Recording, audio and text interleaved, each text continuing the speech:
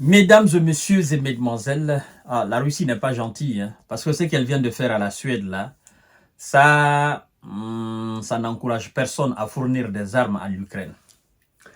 Vous voyez le véhicule blindé qui est là, qui a la forme d'un char, mais c'est un véhicule blindé. Ça appartient à la Suède. Après la capture des léopards, j'ai fait moi-même une émission sur ça, des léopards 2 allemands. Léopards tellement commentés, tellement robustes, tellement efficaces pour les Allemands. Mais une fois que les léopards sont arrivés sur le terrain en Ukraine, la Russie a capturé ces léopards vivants.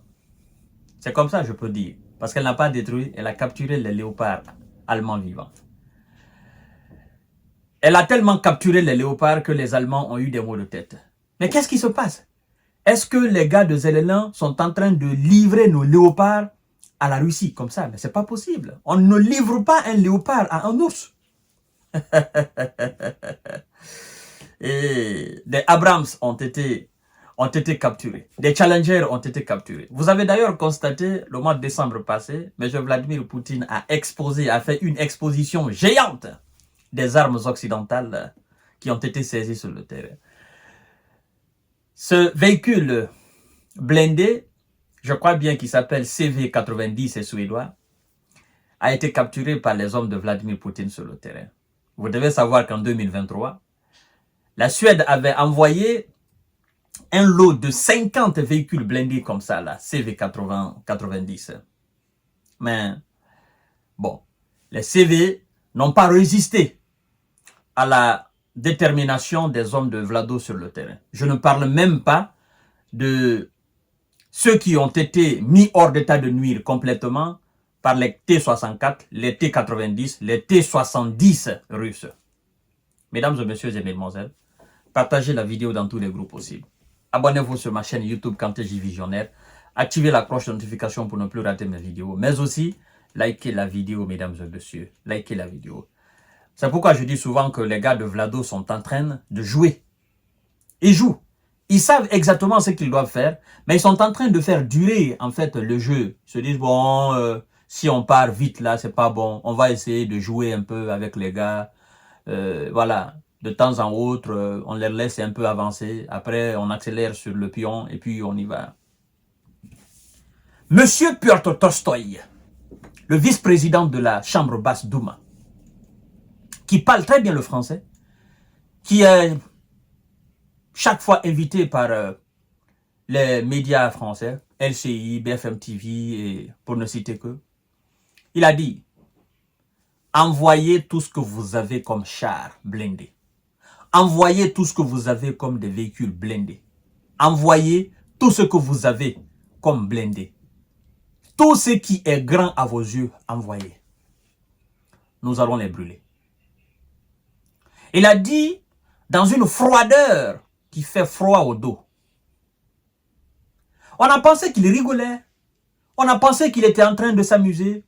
Ce jour-là, je l'ai écouté, je pensais qu'il était en train de plaisanter. Mais en réalité, c'est sa manière de parler. Piotr Tolstoï, il a prévenu.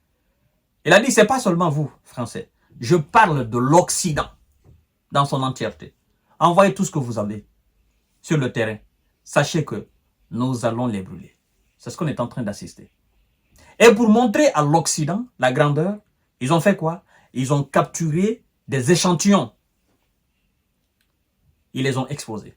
Mais ça, ils viennent de mettre le main dessus. Et je crois que nos amis suédois et les Danois vont réfléchir 1000 fois avant d'envoyer quoi que ce soit. Ça n'honore même pas. Oui, mesdames et messieurs. Ce véhicule de combat d'infanterie CV-90 a été détruit près de Tchassofyar, sur l'axe de d'Artyoumov, raconte l'un d'entre les soldats qui ont participé à l'opération. À l'intérieur, écoutez ce qu'ils ont trouvé à l'intérieur de ce véhicule.